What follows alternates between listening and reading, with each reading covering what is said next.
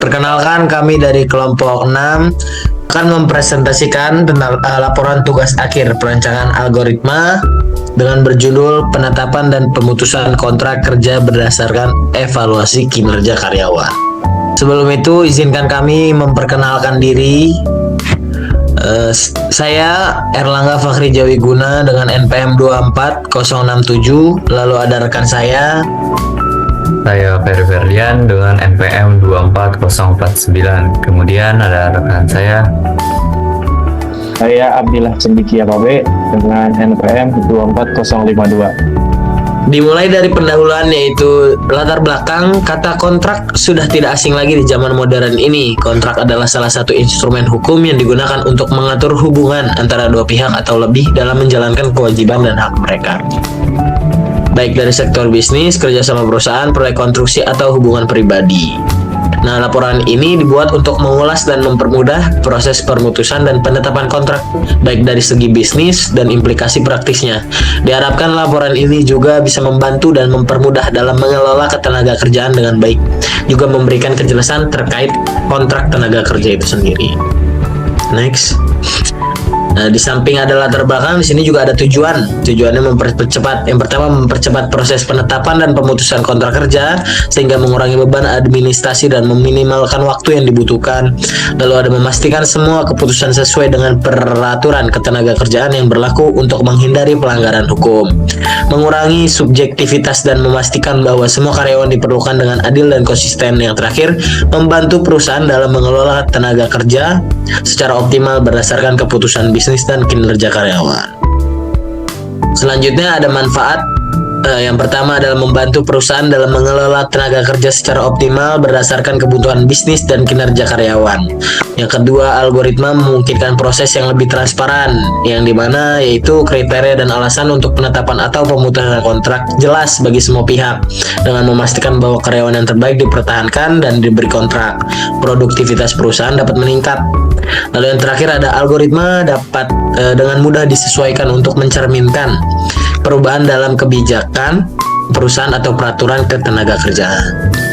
Setelah membahas pendahuluan, di sini ada uraian algoritma yang dijelaskan bahwa sebuah perusahaan swasta yang bergerak di bidang produksi air mineral mempunyai ketentuan untuk menetapkan dan memutuskan durasi kontrak karyawannya, yang dimana karyawan harus memiliki skor KPI, yaitu skor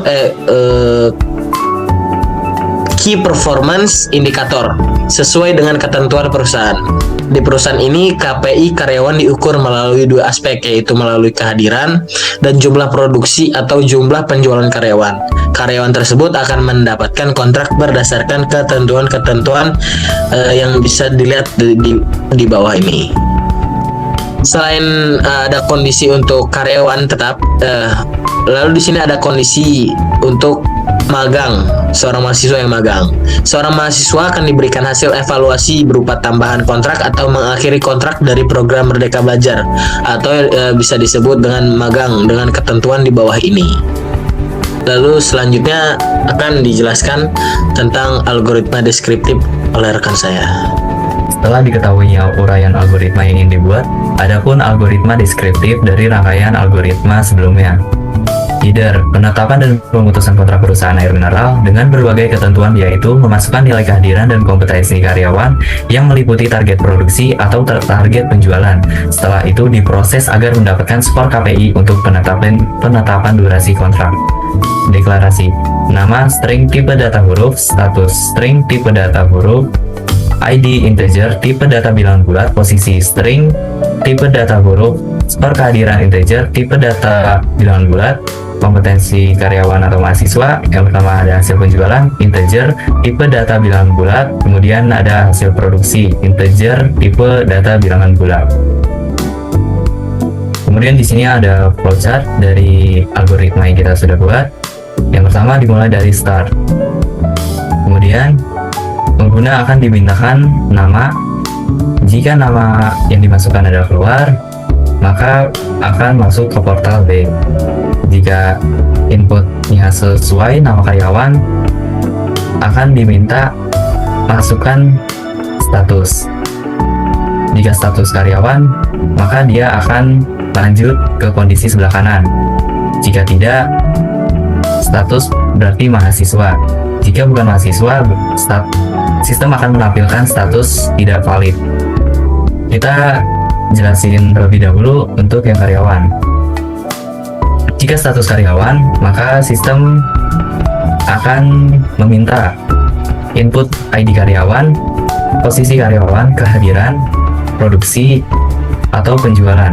Kemudian sistem akan memproses untuk menghitung skor KPI dengan menghitung kehadiran ditambah produksi dan ditambah penjualan. Jika KPI lebih dari sama dengan 90, maka outputnya adalah diangkat menjadi karyawan tetap. Jika KPI lebih dari sama dengan 80, kontrak bertambah 24 bulan. Kemudian jika KPI lebih dari sama dengan 75, kontrak bertambah 21 bulan. Jika KPI lebih dari sama dengan 70, kontrak bertambah 18 bulan. Jika KPI lebih dari 65, kontrak bertambah 15 bulan. Jika KPI lebih dari sama dengan 60, kontrak bertambah 12 bulan. Jika di luar ketentuan di atas, maka kontrak akan diputus oleh perusahaan.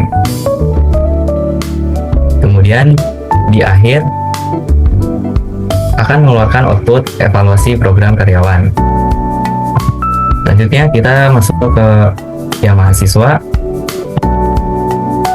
Pengguna akan diminta input berupa ID mahasiswa, posisi mahasiswa, skor kehadiran mahasiswa, skor penjualan atau produksi mahasiswa. Maka nilai tersebut akan diproses.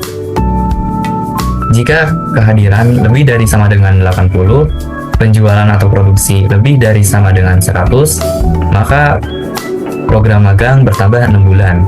Kemudian jika tidak, kehadiran lebih dari sama dengan 70, penjualan atau produksi lebih dari sama dengan 80, maka program magang bertambah 3 bulan. Jika di luar dari ketentuan di atas, maka program magang dihentikan. Kemudian akan mengeluarkan kembali evaluasi program magang. Selanjutnya akan ditanya apakah ingin mengevaluasi karyawan kembali. Jika tidak, maka program akan selesai. Jika iya, dia akan balik lagi ke semula, yaitu input nama. Di sini ada hubungan algoritma dengan kode program yang sudah kita pisahkan. Pada bingkai berwarna biru merupakan tampilan input nama karyawan, status karyawan, ID karyawan, posisi, kehadiran, dan hasil penjualan atau hasil produksi yang akan diinput oleh pengguna. Pada bingkai warna jingga seperti gambar di samping merupakan tampilan proses untuk menghitung total KPI yang diperoleh oleh karyawan. Pada bingkai berwarna kuning merupakan kondisi pertama yang akan diperiksa. Pada bingkai berwarna biru tua merupakan kondisi kedua yang akan diperiksa. Pada bingkai berwarna merah merupakan kondisi ketiga yang akan diperiksa. Pada bingkai berwarna hitam merupakan kondisi keempat yang akan diperiksa. Pada bingkai berwarna abu-abu merupakan kondisi kelima yang akan diperiksa. Pada bingkai berwarna biru pastel merupakan kondisi keenam yang akan diperiksa. Pada bingkai berwarna hijau tua merupakan kondisi terakhir. Pada bingkai berwarna coklat merupakan tampilan hasil evaluasi karyawan. Pada bingkai berwarna hijau toska merupakan kondisi pertama mahasiswa yang sedang magang. Pada bingkai berwarna hijau pastel merupakan kondisi kedua mahasiswa yang sedang magang. Pada bingkai berwarna kuning tua merupakan kondisi terakhir. Pada bingkai berwarna ungu pastel merupakan tampilan hasil evaluasi mahasiswa magang. Setelah ini akan dilanjut oleh rekan saya yang akan membahas tentang pengujian pemrograman yang telah kita buat. Oke, di sini saya akan melakukan pengujian pemrograman yang dimana sebelumnya sudah dijelaskan oleh rekan-rekan saya. Di sini kita menggunakan while true karena kita melakukan uji coba pemrograman yang tidak kita ketahui akhir dari pemrogramannya. Yang pertama kita memasukkan input nama, input status, ID, posisi, dan kehadiran dari karyawan atau mahasiswa tersebut.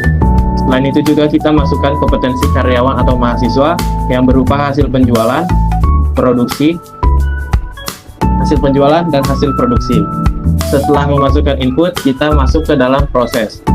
Jika status dari pengguna tersebut adalah karyawan, maka akan menghitung skor KPI yang memiliki bobot nilai, yaitu bobot kehadiran sebesar 50% dan bobot hasil penjualan atau hasil produksi yang sama-sama sebesar 50%.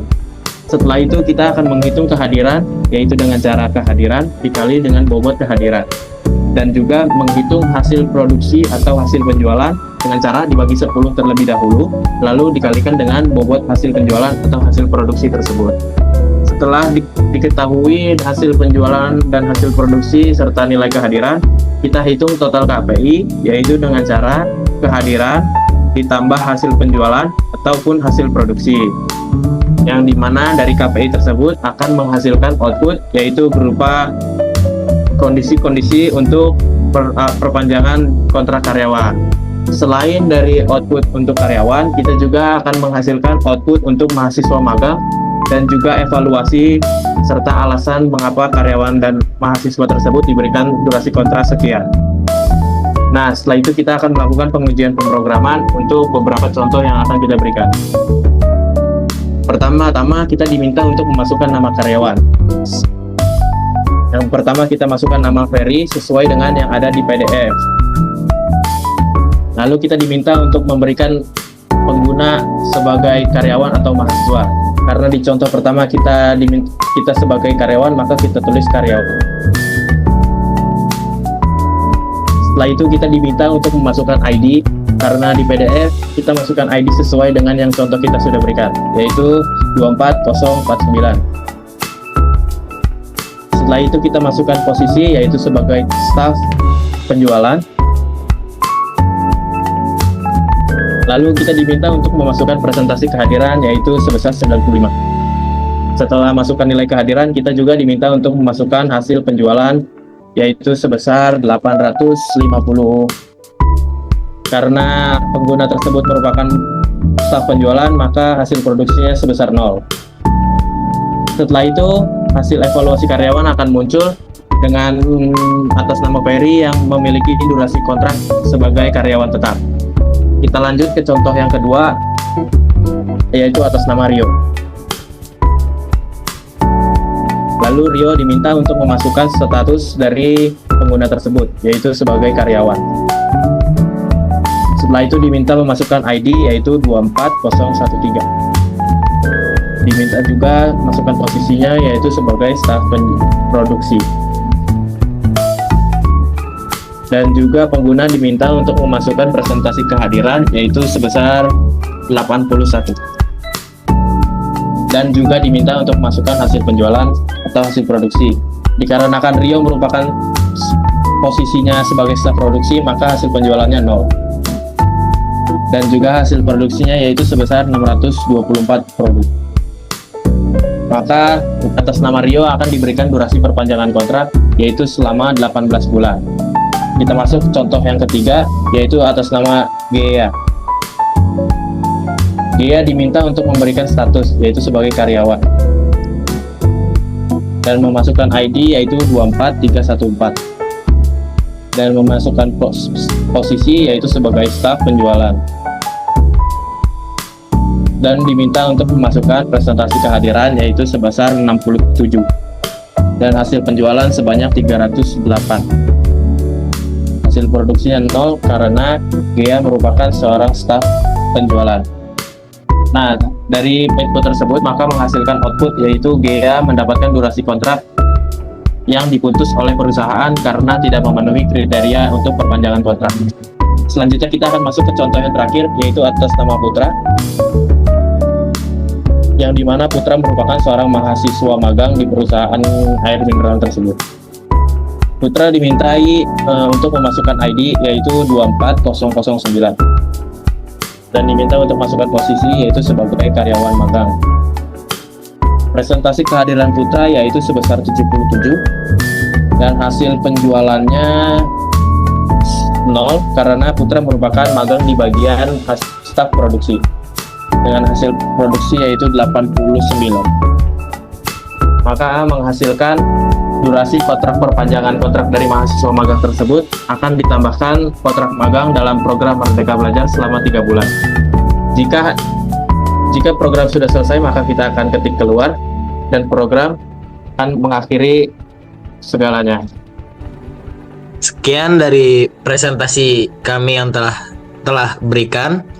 Mohon maaf apabila ada salah dari dalam perkataan maupun dalam kata-kata dalam presentasi ini.